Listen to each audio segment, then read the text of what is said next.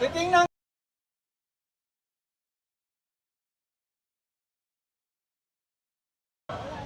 nasaan na ang kita ngayon ng investment na Maharlika, 500 billion. Yan dapat ang atin paimbestigahan. At yung kulang-kulang 2 tonelada ng shabu na nakuha doon sa Batangas, bakit, alitagtag ba yan? Alitagtag Batangas, bakit wala na po, walang nakasuha? Nasaan na yung driver? Yan dapat ang maimbestigahan. At mga kababayan, yung kahapon lang po, sariwang-sariwa, yung balita na nahuli itong si Garma. Mga kababayan, mayroon po tayo rito isang OFW, or may mga OFW po tayo mga kababayan, at marami po sa atin, dumadaan sa immigration pag pumupunta tayo ng ibang bansa. At malalaman mga kababayan kung mayroon ka pong visa or wala. Kahit nga po mga kababayan, wala kang visa yung bansang pupuntahan mo, katulad ng Hong Kong or Thailand or Vietnam, hahanapan ka pa rin ng mga reason, dahilan. Bakit hindi ito ginawa ng immigration? Bakit ito nakalusot? Bakit ito nakalusot? Maliwanag mga kababayan, dyan po sa ating immigration, kung wala pong sabwatan na naganap dyan, inudel. Yan po dapat ang ating imbestigahan.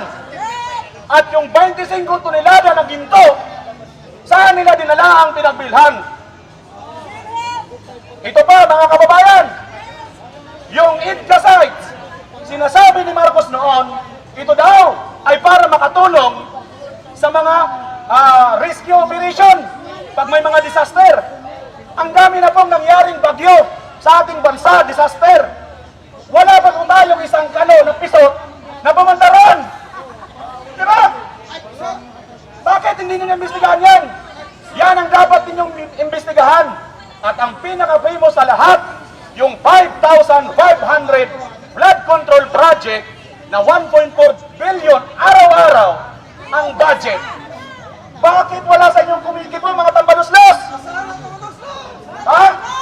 Nakikinabang ba kayo? Kami nagtatanong lang dito. Ngayon mo hindi kayo nakikinabang, imbestigahan ninyo ang inyong mga sarili. Dahil, bakit? Sa kabila ng pinunduhan ninyo ng bilyon-bilyon, araw-araw. Yan na. Isa na lang, Sir BMR, yung PhilHealth, importante din yun. Yung ninakaw nila natin. Isa pa yung PhilHealth, mga kababayan. Bakit kukunin yung PhilHealth na napakarami po, mga ospital, kulang-kulang ng gamit, kulang-kulang ng mga pasilidad. Kukunin ba yung pera ng, hindi naman dapat yun sa kanila.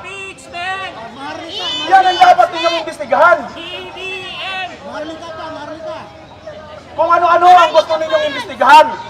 Puro kayo mga katarantaduhan dyan. Hindi nyo ba alam, karamihan sa mga nag-iimbestiga nga dyan ng mga tambaluslos, lahat yan, puro sip-sip buto kay Tatay Digong yan noon. Tama. Tingnan nyo sa mga si Abante, ay, pinsang ko yan si Go, si Naturgo. Pinsang kita.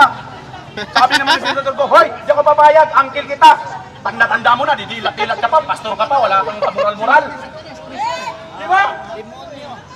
Yan ang dapat imbestigahan ninyo. Wala kayong moralidad. Mga tambaluslos Manood lang kayo mga kababayan sa mga dating mga video. Lahat ng mga yan. Si Ace Barbers, di ba bilib na bilib yan noon? Lahat ng mga yan ng mga nandyan.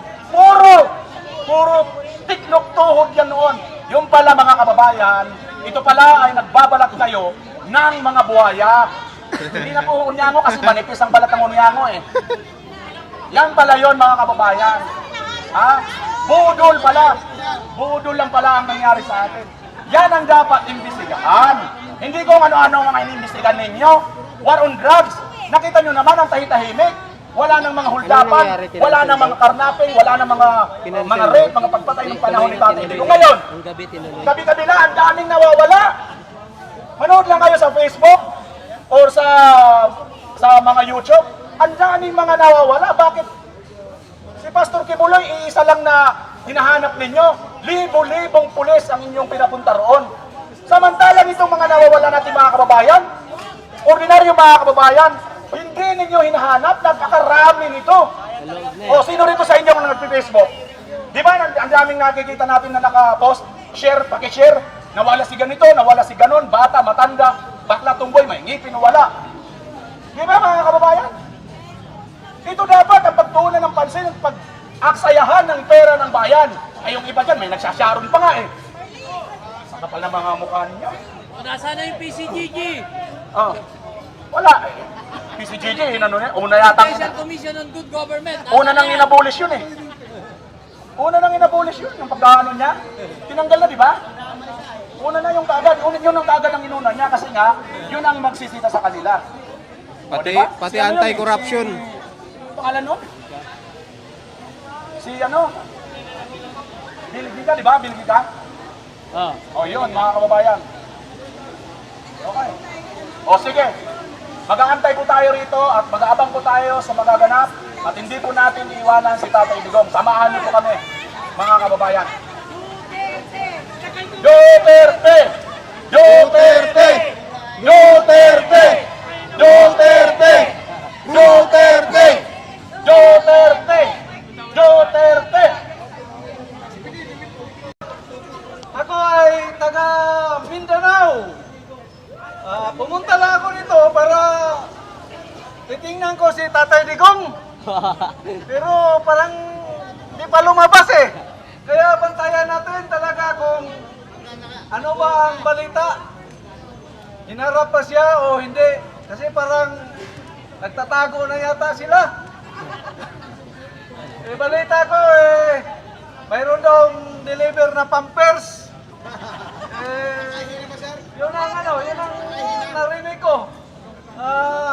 Si Tatay Digong, nung nakaupo pa siya, walang mali talaga ang ginagawa niyang war on drug.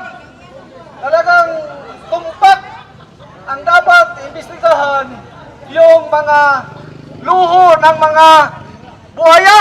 Tama, tama. Bakit iniimbestigahan kung saan sila nakabili niyan? Hira siguro niyan ng mga negosyo nila na nakatago. So, kaya magbantay tayo talaga. Hindi pwede na hindi natin bantayan si Tatay Digong. Baka mawala. Wala na tayong Tatay Digong. Bakit kami ng mga buhaya? Baka lalapain. Kawawa naman.